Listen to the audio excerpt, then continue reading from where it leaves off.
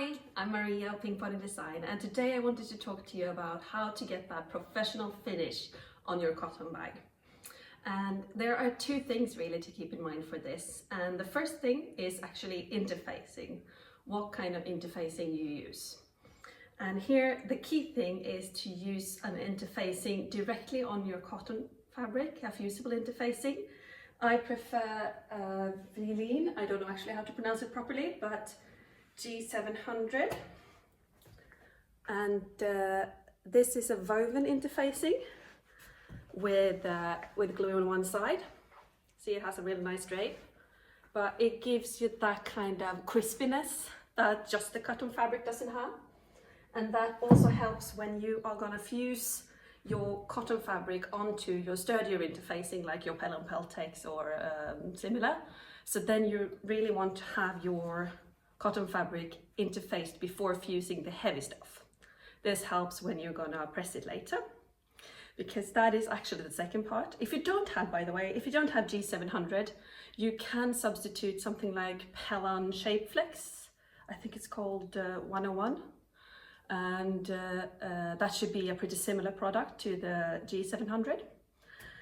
Anyway, the second thing to keep in mind when you want to get that professional nice finish is actually ironing or pressing your bag. And this is where all the magic happens, because when you have turned your bag, it will have a bunch of nasty wrinkles from the turning and birthing. So try to make your birthing hole as big as possible. I usually always birth my bags through the zipper pocket, as you can see in many of my patterns where this is possible. And here is my iron lineup. I have quite a few. I have a regular sized Phillips iron, which I use for my regular pressing. I have a smaller little Prim iron, which I use for details or ironing the bag from the inside. I will show you this in a little while. And here I have the hero of the show, my Clover Mini Iron 2. And this little thing I could not live without, because it is perfect for getting to all those details that you just cannot get to with a big iron without, for example, risking to melt your vinyl or similar. I have put a little cover on mine because this part is actually all metal and it gets super hot. So it's so easy to burn yourself by accident. So this is actually for oven racks. You get it off Amazon, super cheap, but it will save you a few burnt fingers. I also have a few extra tips for this iron. You don't have to buy them, but I found that especially the round one is perfect for ironing your bag from the inside. Anyway, let's take a look at the bag. When I first birthed it, I leave my opening open. I have not sewn the top stitching line here yet because I want to make sure everything is pressed and glued in place before I sew this line, because otherwise I risk getting little wrinkles. So I put my hand in the birthing hole. And here now, I go around all the top of the bag here with my fingers to feel that the seam allowance is on the inside of the fusible interfacing, of the heavy interfacing, so that you don't get a little seam allowance line here on the outside in case your fusible interfacing has lifted during the birthing, which it usually does in the edges. So carefully go around your bag, feeling with your fingers, making sure that you lift out where needed that seam allowance. And I can just feel on my fingers here that it's actually in place in most places. Here I'm gonna wobble it back. And so then, since I use Fast to Fuse Heavy for this bag, that is an interfacing with glue on both sides, I will actually be able to fuse my lining to my exterior, and that will give me, in the end, a very crisp look on the inside, since you won't get that bubbly, bulky lining feeling. And I absolutely love that. And now I'm just gonna organize all my folds and all my seams on the inside. It's so hard to show since I just do it by feel, but in the end it should look something like this on the inside, so that it's very flat before you start ironing, since when you start ironing you will start gluing this in place. So take a few extra minutes to just feel your bag, making sure everything is exactly where you want it. And now when we start ironing this from the inside, we will actually also press, like for example here, I don't know, I hope you can see it. There's like a little bend in the interfacing under the vinyl, which is not very attractive. And since I cannot press the vinyl from the outside, I will have to shape this from the inside. So that's something I'm going to do when I am pressing my lining to my exterior. For this, I start out with this little baby. If you don't have this kind of medium-sized iron, you can usually, for a bigger bag, use your large iron. This is just, I find it really convenient. I also use this when I go for classes and stuff because it's so small to pack. Thank you, Mom.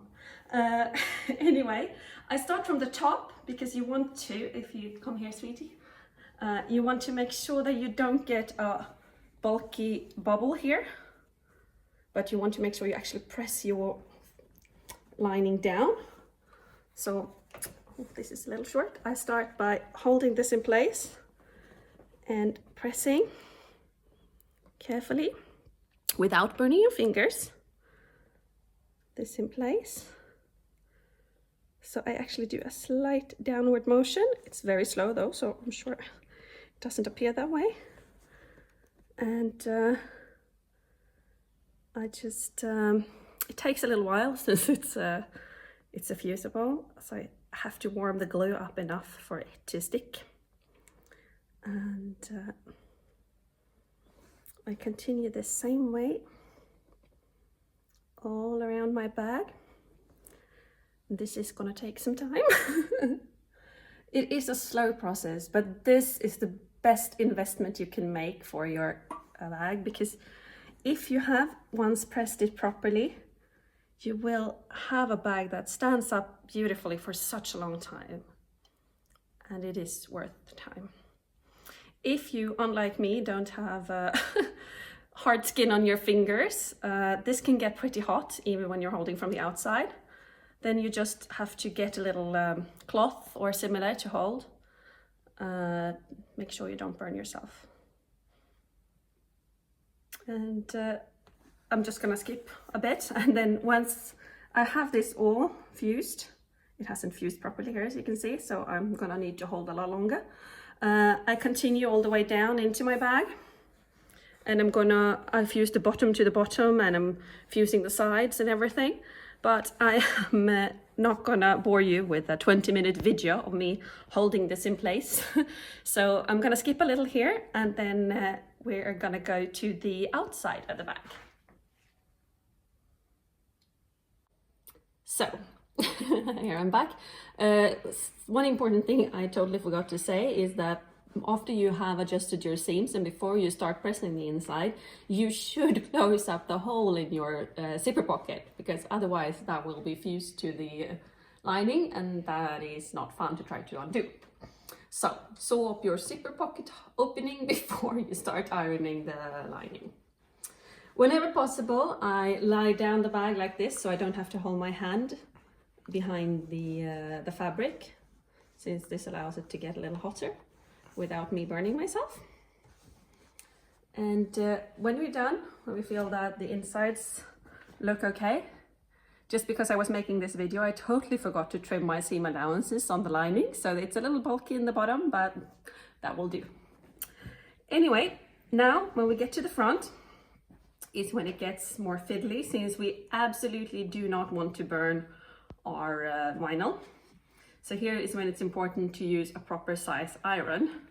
For example, here in the middle, I can carefully do a bit of ironing with my prim iron here, but it's very scary, as I easily could accidentally bump into one of my vinyl pieces. So that's when I switched to my Clover mini iron.